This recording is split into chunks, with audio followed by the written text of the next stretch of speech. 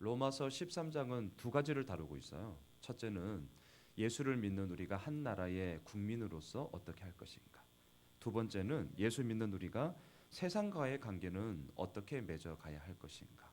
이 두 질문에 대한 답이라고 할 수 있습니다. 어제 본문에서 사도 바울은 예수 믿는 우리가 국민으로서 복종해야 된다라고 얘기를 합니다. 위에 있는 권세들에게 복종하라. 자, 왜 복종해야 되는가? 어제 13장 1절에서는 얘기했어요.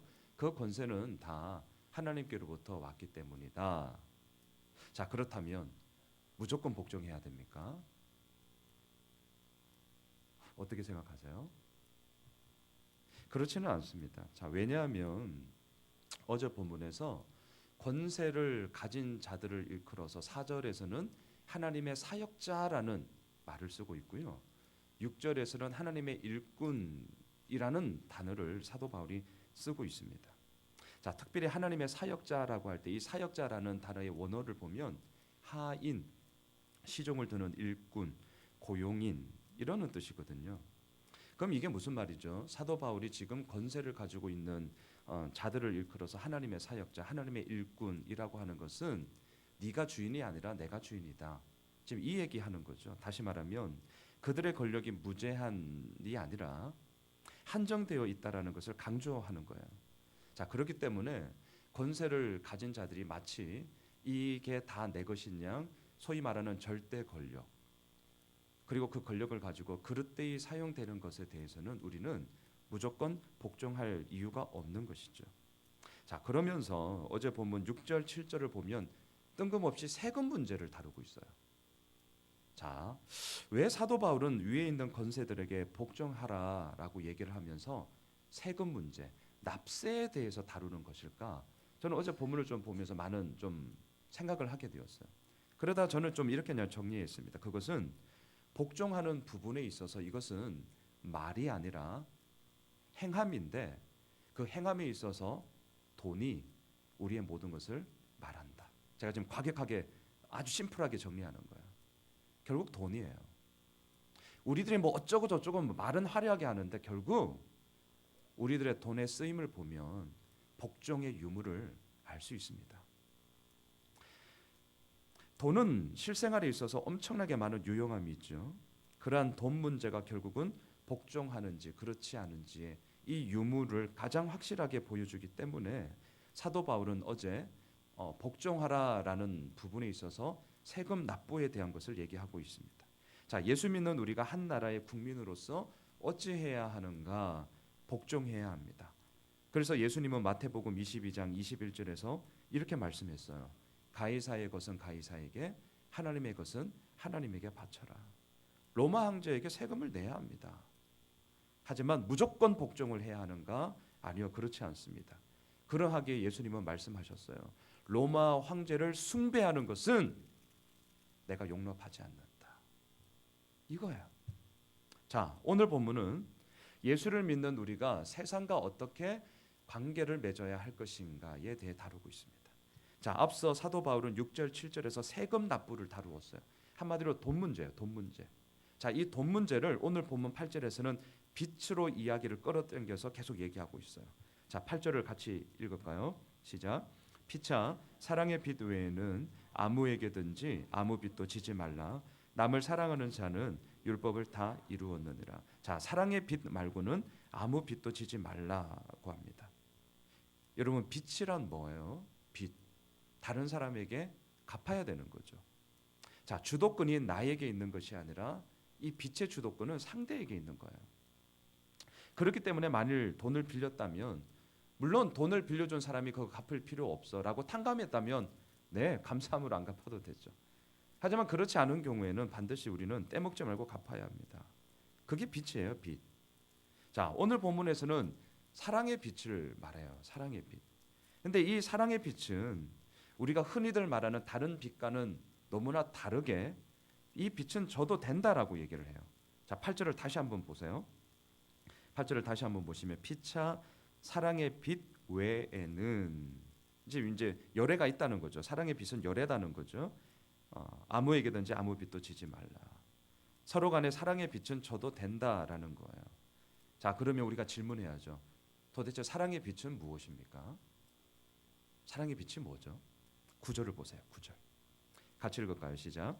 간음하지 말라, 살인하지 말라, 도둑질하지 말라, 탐내지 말라 한 것과 그 외에 다른 계명이 있을지라도 내 이웃을 내 자신과 같이 사랑하라 하신 그 말씀 가운데 다 들었느니라. 자, 여기서 말하는 사랑의 빛은 뭐죠? 한마디로 이웃을 내 자신과 같이 사랑하는 것이죠. 여러분, 나 자신을 사랑하는 것 한번 이거 생각해 보셔야 돼요. 나 자신을 사랑하는 것, 나를 사랑하는 것 어떻습니까? 끝이 없어요. 나를 사랑하는 것 끝이 없습니다. 무제한이에요. 더 많은 것을 가져도 더 갖고 싶고요. 더 많은 것을 누려도 더 많은 것들을 또한 누리고 싶습니다. 나 자신을 사랑하는 것 채워도 끝이 없어요. 그게 나 자신을 사랑하는 소위 말하는 자기애의 특징입니다. 자, 예수님은 이것을 우리 아셨어요. 너무나 잘 아셨어요. 예수님은. 그래서 지금 말씀하시는 거예요. 네 이웃을 너 자신과 같이 사랑해라. 그리고 예수님은 말만 한 게 아니에요. 실제로 그 사랑을 보이셨죠. 십자가에서 실천하셨습니다. 자신의 생명까지도 아낌없이 내주셨습니다. 그 사랑으로 오늘도 우리가 이 새벽을 깨우는 줄 믿습니다. 우리는 예수님으로부터 사랑을 빚진 진짜 빚진 자이죠. 근데 너무 놀라운 것은 뭔지 아세요? 그 사랑의 빛은요, 우리를 두렵게 만들지 않는다는 거예요. 그 빛은 우리를 무너뜨리는 게 아니라 또한 그 빛은 우리들에게 빨리 갚으라고 막 이렇게 재촉하지 않는다는 거예요. 오히려 예수님의 그 사랑의 빛은 우리를 이렇게 세워줍니다.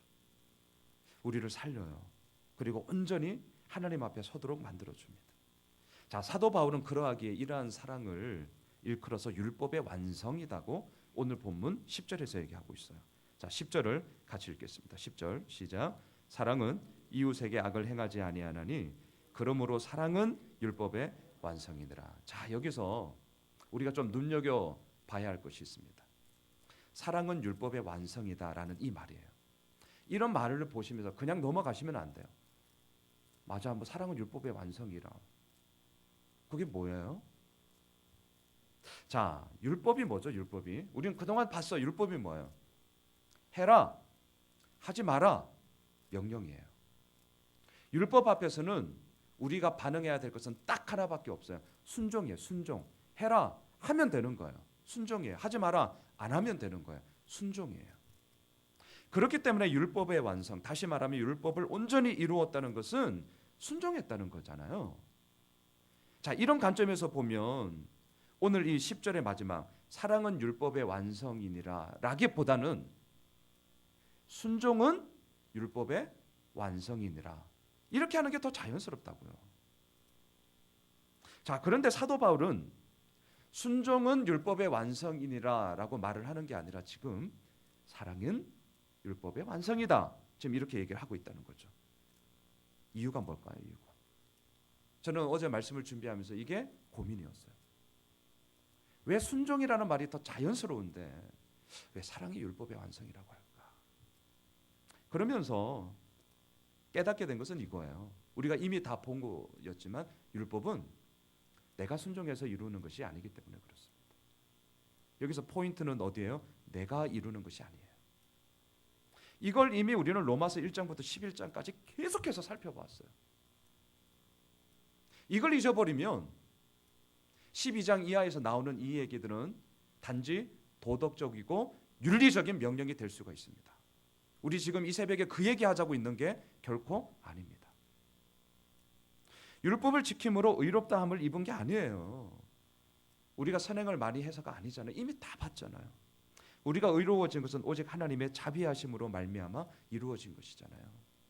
우리가 하나님의 자녀가 된 것은 예수 그리스도의 그 십자가 사랑으로 말미암아 자녀가 된 것 아니겠습니까?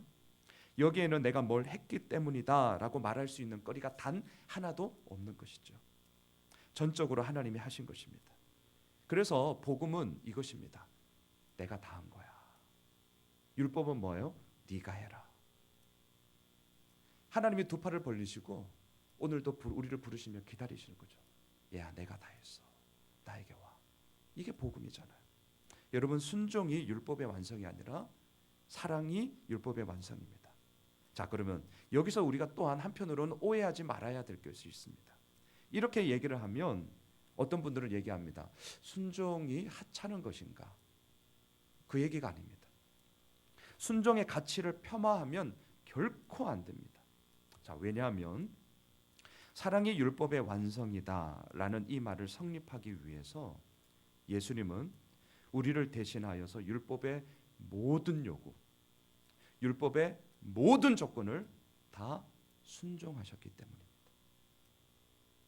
예수님이 십자가에서 생명을 내어주기까지 그 율법의 모든 조건과 모든 요구를 다 순종한 그 사랑이 바탕이 되었기 때문에 우리는 얘기할 수 있는 거예요. 사랑은 율법의 완성이니라. 여러분, 우리는 예수님의 사랑에 빚진 자입니다. 이 빚은 아무리 우리가 노력을 해도 절대로 갚을 수가 없는 것이죠. 하지만 마치 1만 달란트 빚진 자가 그 빚을 탕감받은 것처럼 예수님은 그 빚을 우리들에게 갚으라고 재촉하지 않으셨습니다. 그런데 우리는 어떻게 살고 있습니까? 마치 1만 달란트 이 빚을 탕감받은 자가 자기 집으로 가고 있는데 그때 누구를 만나죠? 자기에게 100데나리온 빚을 꼬간 놈을 만나죠. 어떻게 합니까? 맥살을 잡고 안 갚는다고 감옥에 쳐넣습니다. 이게 우리들에게 던져주는 메시지인 것이죠. 여러분, 우리가 어떻게 정말 살아야 됩니까? 우리의 모든 시간은 정말 그 복음으로부터 시작해야 돼요. 우리 교육자들이 복음 본색, 우리 중직자님들도 아마 필독서로 정한 걸로 알고 있는데요. 거기에서 그 저자인 그리오 목사님이 하셨던 말씀 중에 이런 게 있어요. 복음은 예수 믿지 아니하는 자들에게도 필요하다. 그렇죠. 근데 복음은 이미 예수 믿고 있는 오늘 우리들에게도, 오늘 나에게도 필요하다. 여러분, 정말 잊지 마십시오. 우리가 로마서 12장부터 시작하는 이 모든 구절 한 구절 한 구절을 읽을 때 반드시 바탕에 돼야 될 것은 뭐냐면 예수 그리스도의 그 사랑이에요. 예수 그리스도의 그 온전한 순종이 있었기 때문에 우리는 그 바탕 위에서 얘기하는 거예요. 사랑은 율법의 완성이라고. 그 예수 그리스도의 온전한 순종이 없으면 우리는 내가 순종해야 됩니다. 물론 또한 우리도 예수 믿는 자로서 이미 순종의 그 길을 또한 걸어가야 하겠죠. 사랑하는 성도 여러분, 사도 바울은 말하고 있습니다. 피차 사랑의 빚 외에는 아무에게든지 아무 빚도 지지 말라. 우리는 예수님의 그 십자가 사랑, 도저히 갚을 수 없는, 도저히 헤아릴 수 없는 그 사랑에 빚진 자입니다. 그러하기에 우리는 그 사랑을 이제는 우리 역시 다른 이들에게 흘려 보내야 할 것입니다. 오늘 이 새벽을 시작하면서 우리가 더 한번 예수님을 생각하면 좋겠어요. 예수님을 바라보면서 예수님이 내게 주신 그 사랑 안에 거합시다. 그것만이 온전한 사랑을 이루는 유일한 뿌리입니다. 11절을 보겠습니다. 함께 읽어가요. 시작. 또한 너희가 이 시기를 알거니와 자다가 깰 때가 벌써 되었으니 이는 이제 우리의 구원이 처음 믿을 때보다 가까웠습니다. 자, 이 시기를 알거니와 할 때 이 시기는 어떤 때일까요? 한마디로 말하면 이런 거예요. 이 땅 가운데 한 나라의 국민으로 있으면서 또 한편으로는 영원한 하나님 나라의 백성, 이 이중 국적의 시기예요. 결국 지금 우리가 살아가고 있는 이 시간을 얘기하는 것이죠. 그런데 이러한 시기가 잠을 자다가 깨는 것처럼 한편으로는 구원이 처음 믿을 때보다 훨씬 더 가까워졌다고 말합니다. 이 세상은 영원하지 않아요. 언젠가는 주님이 다시 오심으로 말미암아 이제 끝이 날 때가 있죠. 한계가 있습니다. 하지만 영원한 하나님의 나라는 이 땅 가운데 임하고 또한 그러하기에 우리들의 모든 삶은 하나님과 함께 그 영원한 천국의 삶을 살아가게 되는 것이죠. 우리가 이것을 바라보면서 어떻게 살아야 되는가? 자, 12절을 한번 보실까요? 같이 읽겠습니다. 시작. 밤이 깊고 낮이 가까웠으니 그러므로 우리가 어둠의 일을 벗고 빛의 갑옷을 입자.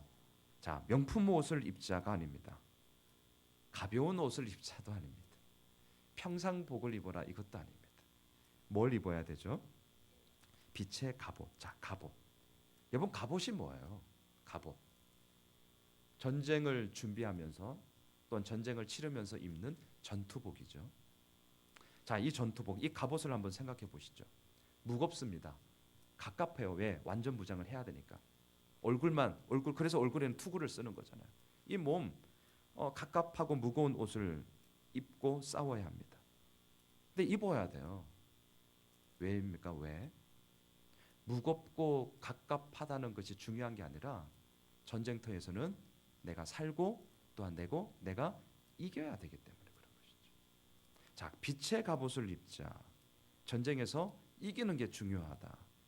자, 그러면 빛의 갑옷은 도대체 뭘까? 그게 13절 14절에 나와요. 자, 13절 14절 우리 읽을까요? 시작. 낮에와 같이 단정히 행하고 방탕하거나 술 취하지 말며 음란하거나 호색하지 말며 다투거나 시기하지 말고 오직 주 예수 그리스도로 옷 입고 정욕을 위하여 육신의 일을 도모하지 말라. 자, 13절 14절에서 저는 이렇게 두 가지를 한번 얘기하고 싶어요. 우리가 입어야 할 빛의 갑옷은 뭐냐? 첫째, 13절에서 얘기해요. 낮에와 같이 단정히 행하라. 이게 빛의 갑옷을 입는다라는 말이라는 거죠. 자, 그러면 낮에와 같이 단정히 행한다는 것은 뭐냐? 13절에 보면요, 6가지가 나와요. 6가지. 한번 보시겠어요? 뭐가 나오죠? 방탕, 술 취함, 음란, 호색, 다툼, 시기입니다. 요것들을 둘씩 짝꿍을 지을 수 있어요. 둘씩 한번 보세요. 먼저 방탕과 술 취함은 짝꿍이에요. 짝꿍. 방탕하기에 술에 취해 사는 거예요. 술에 취해 살아갔기 때문에 방탕해지는 것이죠. 자, 또 짝꿍이 나와요. 음란과 호색입니다. 음란하기에 색을 밝혀요. 이성을 밝혀요. 이성을 밝히기 때문에 음란함의 악순환에 계속해서 빠지게 되는 거죠. 세 번째, 다툼과 시기도 서로 짝꿍이에요. 다퉈요. 왜 다투죠? 그 마음에 시기가 있기 때문이에요. 내가 그 자리 가야 되거든요. 그 자리에 내가 안 가고 못 가고 다른 사람이 그 자리에 떡하니 있으니 어떻게 되는 거예요? 이렇게 이제 팔짱이 이렇게 끼지게 되는 거죠. 여러분, 제가 누누이 얘기하지만 우리는 별 볼 일 없는 존재예요. 하지만 별 볼 일 있는 존재가 된 것은 딱 하나밖에 없어요. 하나님의 자비하심, 예수 그리스도의 그 사랑밖에 없다니까요. 여러분, 이거 정말 잊으시면 안 됩니다. 다툼과 시기가 짝꿍이에요. 또한 시기로 인해서 끊임없이 다툼이 일어나는 거죠. 자, 빛의 갑옷을 입는다는 것은 우리 안에 얼마든지 이 싸움이 있다는 거예요, 없다는 거예요? 있다는 거죠. 그래서 갑옷이잖아요. 전투복 입으라는 거예요. 만만치 않습니다. 근데 입어야 돼요. 아우, 이렇게 꼭 해야 되나? 네, 꼭 하셔야 됩니다. 아우, 이렇게 무거운 이 거추장스러운 갑옷을 입어야 되나? 네, 입으셔야 됩니다. 문제는 무겁다, 거추장스럽다, 갑갑하다가 문제가 아니라 뭐예요? 이겨야 되잖아요. 빛의 갑옷을 입으셔야죠. 두 번째, 우리가 입어야 할 빛의 갑옷은 14절에 보면 아주 멋진 말이에요. 오직 주 예수 그리스도로 옷 입자. 자, 이런 말들을 그냥 넘기시면 안 돼요. 예수 그리스도로 옷 입는다는 게 뭐예요 도대체? 자칫하면 이거 되게 뜬구름 얘기입니다. 예수 그리스도 옷 입는 게 뭐죠? 자, 14절에서만 해결하셔야죠. 그게 뭐예요? 뒤에 나오잖아요. 육신의 일을 도모하지 않는 거예요.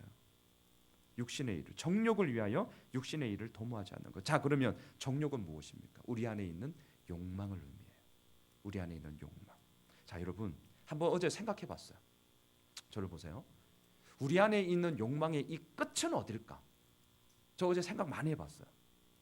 도대체 우리 안에 있는 욕망, 다 욕망이 있거든요. 이 욕망의 정점은 도대체 어디일까? 어딜까요? 도대체 어딜까요? 이 끝이 없는 욕망. 끝이 없다는 거 다 우리가 아는데 도대체 어디까지 가야 이 욕망의 끝이라고 할 수 있을까? 어떻게 생각하세요? 저는 이 어제 질문을 계속 던졌거든요.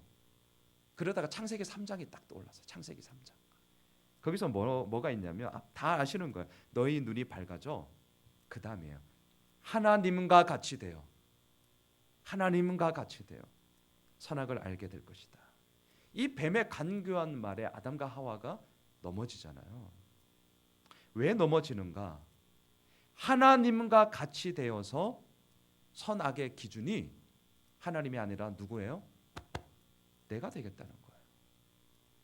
욕망의 끝은 하나님과 같이 내가 되고자 하는 거예요. 그게 성경에서 우리들에게 얘기하는 것입니다. 하나님의 자리에 내가 앉아야겠다는 거죠. 그리고 마치 하나님처럼 내가 얘기하는 거 이거 선이야. 선악을 알게 하는 기준을 안다는 것은 내가 지명하는 것이 선이 되는 것이고 내가 말하는 것이 악이 된다는 거예요. 하나님 되는 거죠. 이게 인간이 가지고 있는 욕망의 정점이라고 저는 생각을 합니다. 그러니 그 안에서 뭐가 나오겠어요? 뭐가 나오겠냐고요. 아무것도 없는 거예요. 그래서 오늘 사도 바울은 얘기하는 것이죠. 주 예수 그리스도로 옷을 입어라. 예수 그리스도 앞에 우리들의 모든 마음과 생각을 무게 중심을 두지 않으면 우리는 그 순간 하나님과 같이 되어 지 마음대로 살았더라. 이렇게 되는 것이죠. 말씀을 정리하겠습니다. 여러분 잊지 마십시오. 우리는 예수님의 사랑에 빚진 자입니다. 로마서 12장에서 얘기하더라고요. 사랑에는 거짓이 없나니. 이게 하열자 큐티 본문이거든요. 그렇게 시작해요. 9절에서 12장 9절에서 사랑에는 거짓이 없나니. 거짓이 없는 것이 사랑인 것이죠. 그 거짓 없는 사랑의 모범이 누구예요? 예수 그리스도잖아요. 예수 그리스도의 그 사랑은 진정한 사랑, 거짓 없는 사랑이었어요. 예수님은 우리에게 빚 갚으라고 재촉하지 않으십니다. 하지만 그렇다고 해서 우리가 그 사랑의 빚을 하찮게 여긴다면, 빚 갚지 않아도 된다 이런 생각 때문에 그 빚이 아무것도 아닌 것이냐 여긴다면, 우습게 생각한다면 죄송하지만 우리는 아직 그 사랑을 온전하게 경험하지 못한 것입니다. 오늘 말씀을 여러분 복종하자, 사랑의 빚 외에는 아무 빚도 지지 말라. 더 열심히 사랑하라라는 거구나. 단정히 행하자, 술 취하지 말자, 방탕하지 말자. 여러분 윤리 도덕의 항목으로 오늘 본문을 끝내시면 절대 안 됩니다.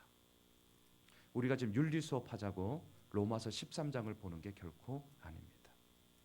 왜 복종해야 됩니까? 예수님이 죽기까지 복종하셨기 때문입니다. 왜 사랑해야 합니까? 예수님이 죽기까지 사랑하셨기 때문이죠. 왜 육신의 일을 도모하면 안 됩니까? 예수님이 죽기까지 하나님의 일을 위하여서 사셨기 때문입니다. 여러분 잊지 마십시오. 명령이 사람을 변화시키는 게 아닙니다. 우리의 변화는 예수님을 경험할 때입니다. 바라기는 오늘 본문을 통하여서 다시 한번 우리들의 눈에 보이는 것은 오직 한 분, 예수 그리스도가 되어야 할 것입니다. 기도하겠습니다. 하나님, 예수 그리스도의 그 사랑으로 말미암아 하나님의 자녀가 된 우리들에게 사도 바울은 이러이러해야 된다라고 하면서 로마서 12장에서 또 우리가 계속해서 16장까지 살펴보겠지만 한 구절 한 구절 이러이러해라라는 구체적인 그런 체크리스트들을 우리들에게 말하고 있습니다. 네, 이거 정말 너무 중요합니다. 왜냐하면 우리가 구체적이지 않으면 때로는 우리가 말하는 것이 참 뜬구름 잡는 그러한 말만 있는, 자칫하면 그렇게 붕 뜨기 때문에 그렇습니다. 하지만 또 한편으로는 이러한 구체적인 항목 앞에 우리는 자칫하면 도덕 윤리적인 수업을 받는 것처럼 단지 사랑해야 되는 거구나, 복종해야 되는 거구나, 술 취하면 안 되는 거구나, 단지 요 항목만 또한 우리 마음에 남는다면 그것 역시 잘못된 것입니다. 왜 그렇게 해야 되는 것입니까? 이유는 딱 하나입니다. 예수 그리스도가 우리들에게 그러하셨기 때문입니다. 주님, 절대로 우리가 이 예수님의 사랑을 잊어버려서는 안 됩니다. 이거 해라 저거 해라 명령이 사람을 변화시키는 게 아니라는 걸 우리는 이미 경험했습니다. 우리의 변화는 딱 하나, 예수님을 만날 때였습니다. 정말 우리의 변화는 예수님을 경험할 때였습니다. 바라기는 오늘 하루도 그 예수님을 더욱더 깊게 경험하는 한날 되게 하여 주시고, 결국 예수 그리스도로 말미암아 우리들의 모든 삶이 이루어진다는 그 온전한 믿음의 고백으로 오늘 하루 우리의 주어진 모든 삶의 자리 가운데 하나님의 그 이름을 드높이며 승리의 길을 걸어가는 우리 사랑하는 모든 예수 향남 믿음의 가족들 되게 하여 주십시오. 예수님의 이름으로 기도합니다. 아멘. 하늘에 계신 우리 아버지요,